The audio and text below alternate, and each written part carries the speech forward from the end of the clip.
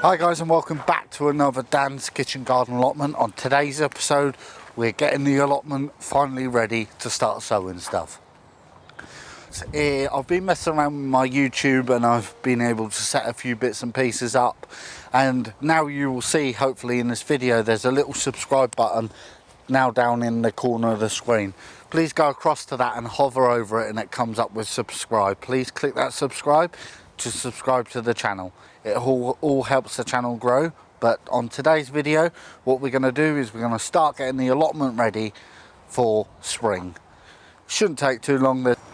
So I haven't been listening to any of the audio just yet, but it's a good test for this mic because it is quite windy today and the normal microphone wouldn't pick it up.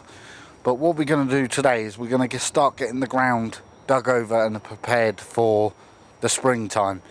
Yes, we are probably going to have a little bit of snow very shortly. It won't take too long, but if I aerate the soil it'll break the clumps down in the long run. So this is where I had my sweet corn and this is where I had my butternut squash last year. So what I'll be doing this year is swapping it over and putting the sweet corn into this bed and the butternut squash into this bed. As I have got two allotments now, what I shall be doing is I shall be opening them up a lot more and doing a lot more of a wider space. So I'm going to get on and dig these two and I'll bring you back in a bit. I haven't had rain in this area for about 5 or 6 days, so the ground is a little bit mushy still, but it's more than easy enough to do some digging. If you remember back in October I cleared all of this allotment, I dug it over and I put the remains of my compost bin on. It just shows that the garlic within a year and a half hasn't broken down. As you can see, it's starting to come back up in this plot here where I spread it on top of the ground. But that's fine, I can dig them out straight away now. But if you have a look in this bed at the moment, there isn't any perennial weeds, it's just top weeds. So it's going to be quite an easy dig. So I'm going to get on with digging this bed and I'll... So I've just dug this bit just up the top. It took the best part about 15-20 minutes, which is telling me the ground is absolutely fantastic and in good health at the moment. But a few years ago I put a link in, this was all like clay. I'll just get a bit to show you what it used to look like.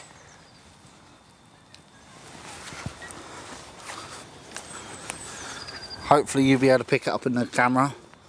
You see we got a lot of clay and clumped together. This is how all my ground used to be a couple of years ago, but now it's at a stage where you can fork it and get ready. The other thing I look for is worms. If I can see any worms as I'm digging up, it's another good sign that the ground's quite healthy. The last thing I do if there's any problems or I think it's starting to get to a little bit more clayey is I'll empty the compost bin from last year onto the plot and dig it in as well and turn it back into good growable compost.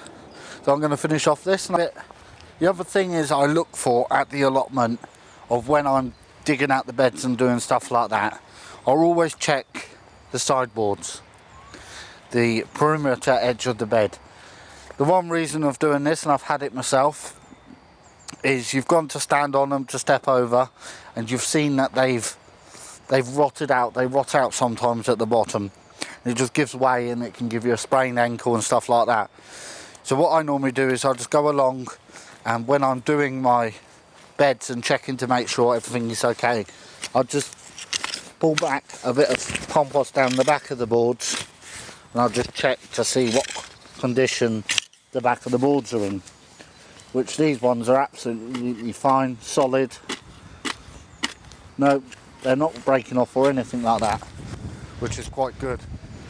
That is just one other thing I do.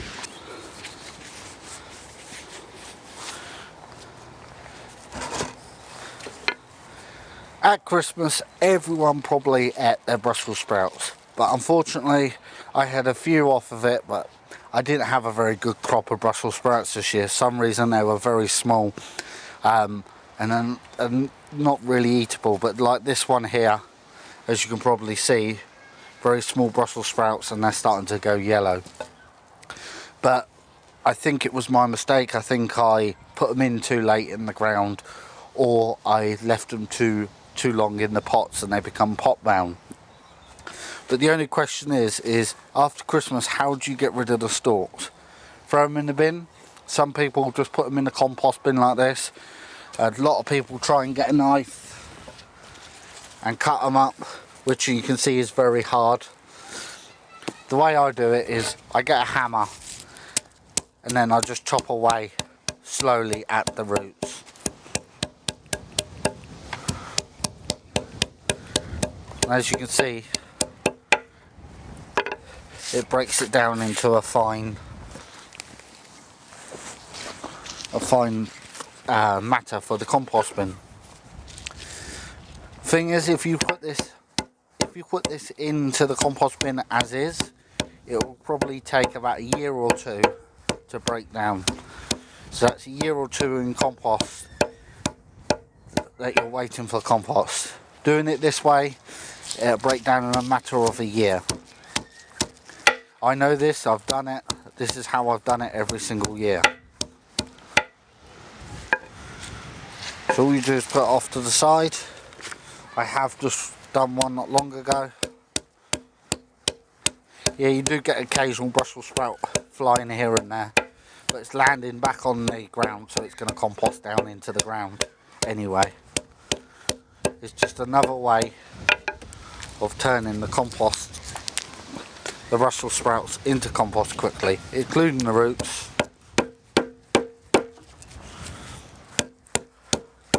So don't try and cut it, guys, because it's really not going to do anything for you by cutting it. It's just time on the effort. As you can see, in that couple of minutes, I've just changed it into a smaller matter and an easier matter to compost down into the bins. So all I do is put it into my compost lid, and this is a far better way to be composting things like Brussels sprout leaves. I don't normally do it with sweet corn because I have so many, but hopefully this year I'll end up getting some hand grinder or something to break it down. So if anyone else has any other ideas on how to compost little bits and pieces like this, what's a little bit too hard and a little bit too solid for the compost bin, put it in the comments section below. But that's the way I do it at the moment, and it seems to work every single year. That has been an extremely busy day. I've been doing other things off the camera.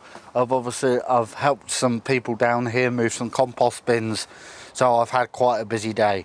So I've done them 2 beds, they're ready for the spring.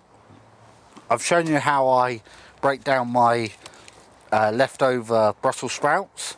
So I hope that was knowledgeable, and if anyone else has any ideas, to put it in the comments section below. But that's me done, guys. If you like this video, please hit the like button. If you're watching this video and you're not a subscriber, please hit the subscribe button and make sure the bell notification is switched on at the side to notify you every time I upload a video. If you have any questions, comment, or just want a general chit chat, put it in the comment section below. And don't forget to go along to my Facebook page and my Instagram page and follow them as well. Then links will be in the description below. I'll catch you in the next one.